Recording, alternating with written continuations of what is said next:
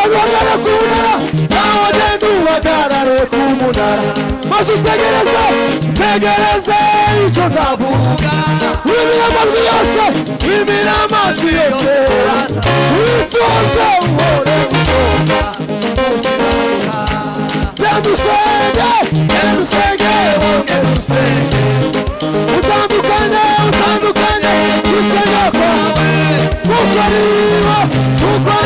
uzamugirira ariwe natabinga birabwira kubagirira ariwe si bibi ahubwo ni nziza kugira ngo mbaraga ariwe bibizaza n'abakunda ngaho mugende mubwira baba muhumurize abakomeretse mubabwire baze barebe dufite Imana itagihinduka yadusanze ibata